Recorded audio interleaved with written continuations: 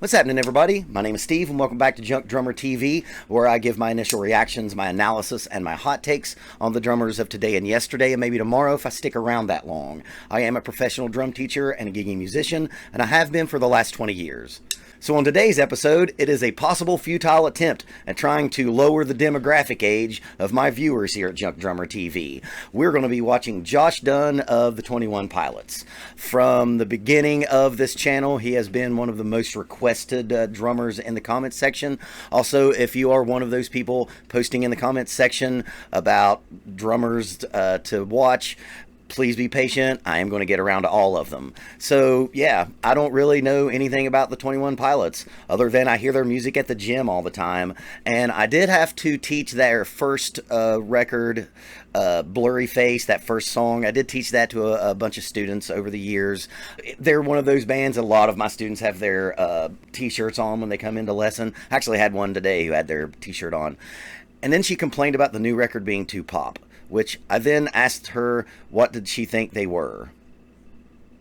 So, this episode goes out to my other student, Snickerdoodle. She'll know who I'm talking about, because she asked me from the beginning to check this guy out. So, let's do it. This is Josh Dun, 21 Pilots, and the song is called Ride. Uh-oh. I think some young men grew up listening to Sublime. So, is this like a rhythm section band? Is this just like a band with a bass player and a drummer? I can get behind that. The rhythm section have a little something. This dude's got a nice groove. Ooh. Seeing him close up, I think I now know why my female student likes Mr. Dun so much.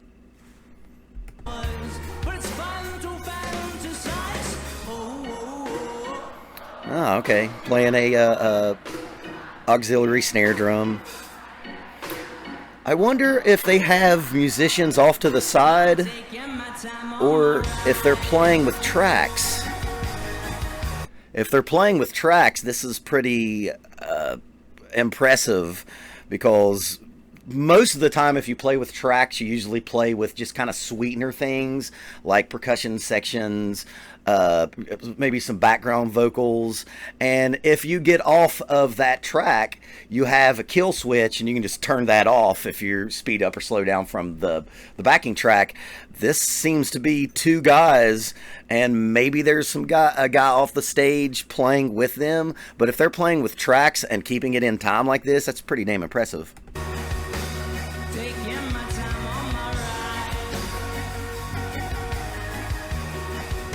Ooh. This guy's technique is very much like Travis Barker. Very much like Travis Barker. His technique. His playing, not so much. You can tell this guy definitely has watched a lot of Travis Barker and listened to a lot of Sublime.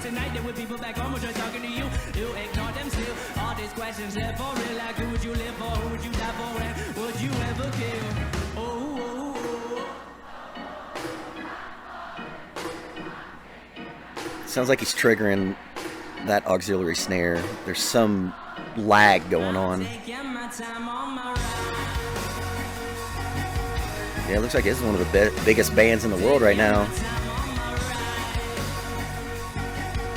This guy he's kind of stiff, but that's from being influenced by Travis Barker. But he does have nice groove. Oh, homeboy's gonna do the Geddy Lee trick, playing the bass and the keyboard at the same time. I've been thinking too much. I've been thinking too much. I've been thinking too much. This band is kind of interesting. Like, yeah, they're a pop band for sure, but just I've probably heard 3 or 4 songs of theirs, and they kind of don't have a genre other than they're just like a pop band, because like Blurry Face sounded just like Eminem or something. Like nice Eminem. Oh. Is dude going to trust all those people to hold him? Oh yeah, look at those arms. I know why Snickerdoodle likes this guy so much. Man, that's a lot of millennials who don't work out holding that drum set. I don't know about that. I need to level that shit out. Whew. Okay, so this is a new one. You know, over the years, there's been lots and lots of drummers who've tried different theatrical ways to make their drum set be interesting to look at. Most notably, you know, Motley Crue, Tommy Lee had the drum set that lifted off the stage and rotated this way. There's the Joey Jordison video where his drum set kind of goes up this way and rotates around this way. I'm scared to do all of that, so I guess this is a new variation of that. I hear you. You better have some plants down there. You better have some, like, MMA guys down there holding up that drum set.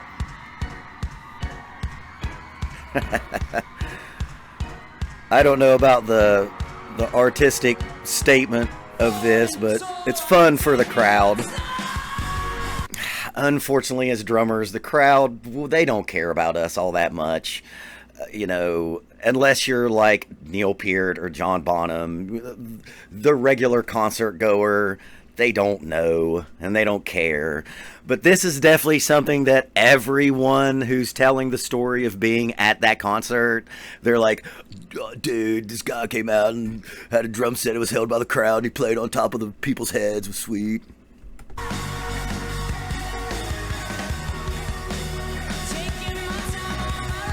Yeah, he's got Travis Barker technique big time.